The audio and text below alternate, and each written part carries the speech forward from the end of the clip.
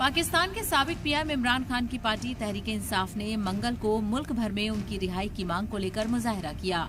Report के मुताबिक police ने मुखालफत करने वाले 500 से ज्यादा कारकुनान और हामियों को गिरफ्तार कर लिया है। बता दें कि इमरान खान को 2 साल पहले बदउनवानी के एक मामले में अदालत ने कसूरवार ठहराया था, जिसके बाद उन्हें लाहौर में वाक़े उनके घर से गिरफ्तार किया गया था।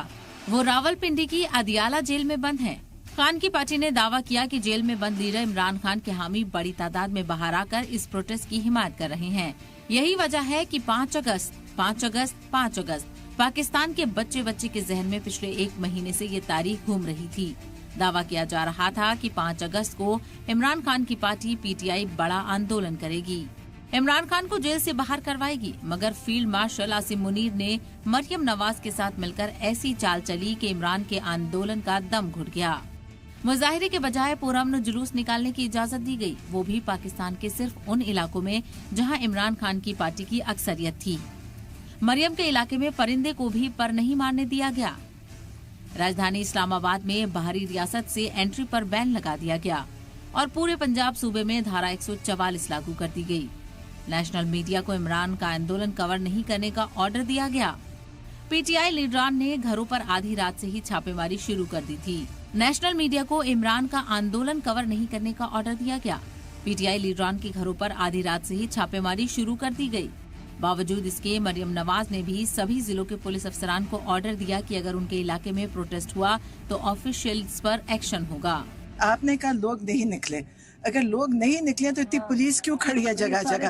आपको पता है कितने घरों में रात को ये घुसी हैं, कितने लोगों के घरों में 2-2 बजे घुसे हैं, लोगों को घसीट रहे हैं। माँ बाप को, बूढ़ा आदमी 82 साल का, उसको पकड़ के ले गए। मुनीर के इशारे पर मरियम नवाज ने जिस तरह इमरान के आंदोलन को कुचला, पूरा पाकिस्तान यही कह रहा है कि अब इस मुल्क में सिर्फ मरियम और मुनीर की ही चलेगी, क्योंकि ऐसा ना होता तो 24 घंटे पहले तक आग उगलने वाले पीटीआई यानी इमरान खान की पार्टी के एमपीज डिफेंस मोड में न आ जाते।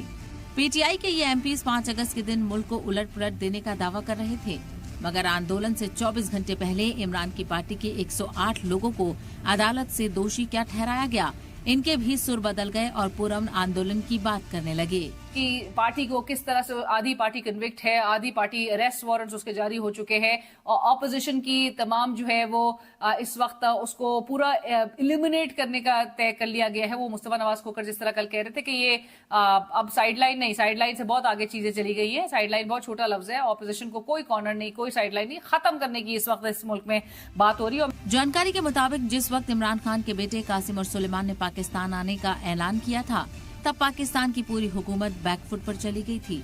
पक्की बात है कि अगर इमरान के बेटे पाकिस्तान पहुंच जाते तो आंदोलन एक अलग लेवल पर पहुंच जाता। लेकिन खबर है कि फील्ड मार्शल आसिम मुनीर ने इमरान के बेटों को वीजा ही नहीं मिलने दिया ताकि आंदोलन को फ्लॉप किया जा सके, और हुआ भी कुछ ऐसा ही।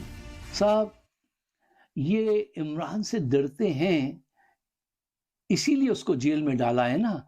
अब सवाल ये पैदा होता है, जरा सोचिए, ये इमरान से इतना क्यों डरते हैं? सोचना चाहिए, सवाल उठाना चाहिए।